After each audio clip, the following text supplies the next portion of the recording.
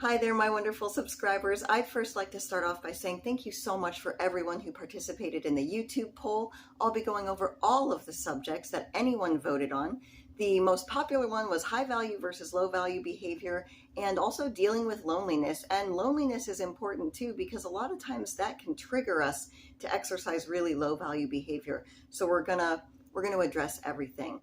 What I'd like to talk about today is something that can help you feel more high value in your life, and that is being more judgmental. Being called judgmental was one of the best compliments I ever got in my adult life. Now that might sound weird, but to me, it said I had finally reached a place mentally where I could set boundaries regarding the kind of people that I allowed to come into and stay in my life. I cannot stress enough how much being more judgmental can help raise your value in the eyes of others, and it'll also help you achieve things that you want. So grab a bottle of nail polish, leave a comment down below, and let me know what color you're showing your self-love with today, and let's talk.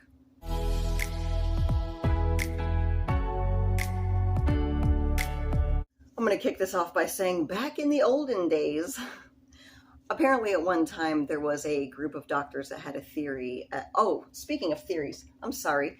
I am showing my self-love today with China Glaze's Son of a Peach. I have read so many times online about this color that it is one of the best neon peachy oranges out there. I've never tried it, so I will be testing that theory today, and you can let me know what you think too.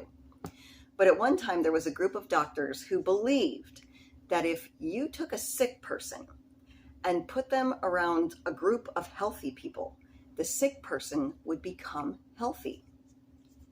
They conducted this experiment, and the exact opposite thing happened. They put a sick person in a room of healthy people, and all of the healthy people got sick. This is very telling, and by the way, this is also how it works with toxic people. If you listen to podcasts of anyone who is highly successful, and a lot of times they're asked, what do you contribute your success to? One of the things that they always say is they strictly judge the kind of people that they interact with on a regular basis. A lot of them talk about how you become the most like the 5 people around you that you hang out with. Broke people hang out with broke people. Rich people hang out with rich people. CrossFit people tend to hang out with other CrossFit people. Gossips hang out with other gossips. Churchgoers love to hang out with other churchgoers. This is the way that human beings function. And that's why they talk about how important it is to hang out with the kind of people that you want to emulate. When I was younger, I didn't have a lot of really good boundaries around the kind of people I allowed in my life. I was lonely. I wanted friends. So anyone who would show me kindness or invite me out, yeah, I was all about that. And I wasn't thinking of the repercussions of the kind of people that I was hanging out with, the lifestyle choices that I was going to be influenced to make. One day I had a friend sit me down. He was talking to me and he was like, Maria, you really should start hanging out with snobbier people. At that time, I thought he was a snob for even saying that. Now that I look back at it, we were pretty young. I think he just didn't know a better word for snobby, and what he was trying to say is I needed to hang out with better kinds of people that had more hopes and dreams and had healthier habits. And you know what? He was right. I actually had an old friend from years and years ago come back into my life. It became pretty glaringly apparent that we didn't have much in common anymore. Over the years, I had done my best to try and develop healthier habits, and she had the same kind of habits we used to have when we were kids. She liked to eat a lot of junk food, and she also liked to smoke marijuana. I was trying to do fitness shows, so I couldn't really eat a lot of junk food. Also, I don't care if people smoke marijuana. Some people will say it helps them focus and things like that, and that's great. But I had tried it a couple of times, and all it did to me was make me lazy, and it made me crave junk food. And to achieve the kind of goals that I wanted to achieve, it just wasn't for me. She came back into my life, and she really wanted to rekindle this friendship. She definitely wanted to hang out a lot. One thing I started to notice is whenever we would go out to eat and I would order something healthy, she would pick on me for it. Not only that, but she was constantly smoking marijuana. And it was like this insidious little thing where one day she invited me out to a fair. And I was wandering around my house, and this little voice in the back of my head was like, you know, it might be kind of fun to smoke a little bit and eat some funnel cakes and go on the fair rides. Nope, that's not who I am. And that's not the entire reason that I ended the friendship, but that was one of the biggest reasons I did, because my healthy habits weren't rubbing off on her. Her unhealthy habits were slowly working their way into my thought process. Drinking to solve your problems, that was another one. Drug use, eating tons of junk food. Nope, not for me. I ended the friendship, and I am not sorry, because since we parted ways, I achieved a couple of the small goals that I had set for myself, and I might not have been able to do that if I had constantly been hanging around someone where slowly but surely those little unhealthy habits infiltrated and subconsciously started to affect the way I think and the way I live my life. By the way, if you are someone who really struggles with bad habits, or you're someone who struggles with keeping people out of your life that has a lot of bad habits, talk to us about it in the comments down below. This channel, everyone is here because they're trying to improve themselves, which is also very high value, by the way. And no one on this channel is perfect, including me. Life changes, people and opportunities that come in and out of your life all the time. Improving yourself, improving your value, improving your triggers, improving your anxious attachments, improving all your perceived flaws is a constant practice. That's all we can do, is practice it and get better at it. Judging people sounds harsh, but it is not a bad thing. I'll tell you a story about someone I vastly misjudged, and I'll never make this mistake ever again. This is a huge red flag, by the way. I had been dating a guy very briefly, and he was an older guy. He was almost 50. And he told me on like our third date that he had never had a relationship last longer than 6 months. And I was like, why? And he said it was because, well, the girls always just end up leaving me.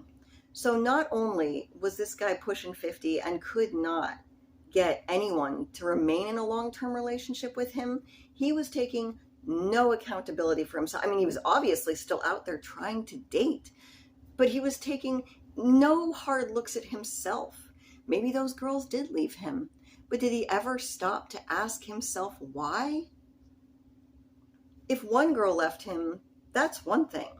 If you've tried dating your entire life and everyone's running from you like they're on fire, maybe you should look inward. Maybe you should start judging yourself a little more harshly. That's how we improve. That's how we grow.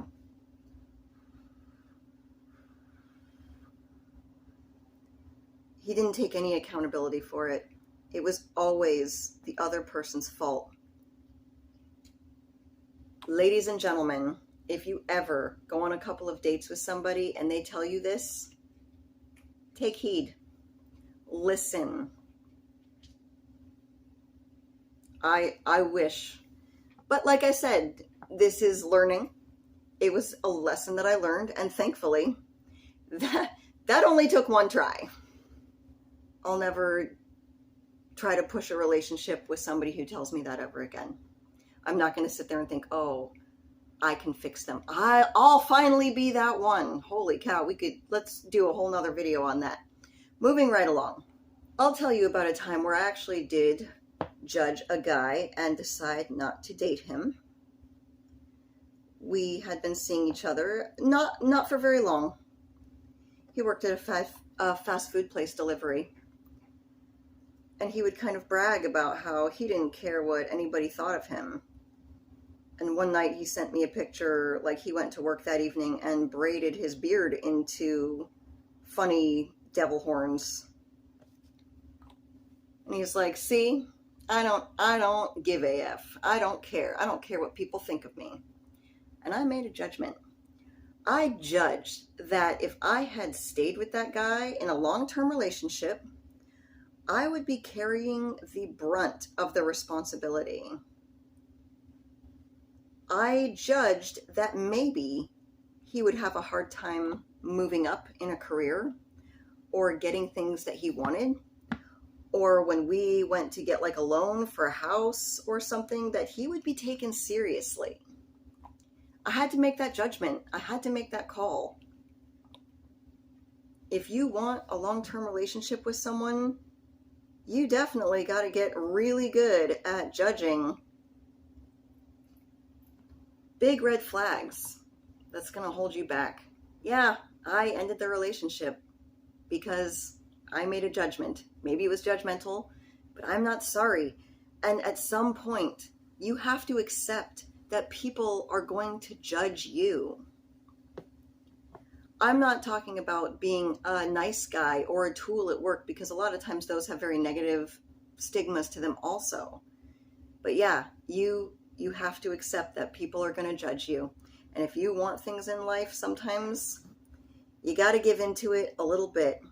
But that's okay. You got to make judgments too. We all have to do it. I do not believe people that say that they don't judge. Have you ever been out with someone and they're like, oh, I'm the least judgmental person you'll ever meet, or I don't judge? Impossible. Absolutely impossible. They would have been murdered by now, because you have to make judgments every single day. If a homeless guy approaches you, you got to make a judgment. If you're out at a bar and a stranger offers to buy you a drink or give you a ride home, you got to make a judgment. Judging other people accurately is how you're going to keep from interviewing at a job and accidentally ending up with a really abusive boss. Judging other people accurately is going to keep you out of an abusive relationship. Do not think that being judgmental is necessarily a bad thing. It's going to help boost you in your life if you can do it properly, and you can do it with grace. High value people don't try to control other people. You let people be who they are. You don't try to force your beliefs on other people or force what you think they should be in a relationship on them. If you have a friend who's, let's say they're really into astrology, and you've told them, no, thank you. Like, they're like, oh, let me do an astrology reading on you. And you're like, no, thank you. It's against my religion. And then they kept calling you, trying to push it on you. Or, you show up one day and they're like, okay, well, I know you don't like to do this, but we're going to do a reading on you anyway. See, that's how you start to make a judgment on that person. When things start to infiltrate what goes against who you want to be. If you're someone who's bad at making accurate judgments, I know a lot of people on this channel might have an issue with boundaries. You might have an issue with like red flags and not seeing them. Start really small. Start with characteristics you don't want to be as a person, and stay away from people who have those characteristics. If you don't want to be a drug addict, don't hang around people that smoke meth. I mean, it sounds kind of simplistic, but this is where you need to start if you're bad at it, and sort of go from there. And on the opposite end of that, also think of some characteristics that you would like to have for yourself. Seek out people who emulate that. If you want to be a runner, hang out, start in a walk-run club. You don't have to be a runner right away, but there's a lot of clubs where you can go and walk, and then as you get better, you can start running. And you can do that with cooking or ice skating, anything that you want to do, anything that you want to be, anything that you want to have in yourself. Go seek those people out.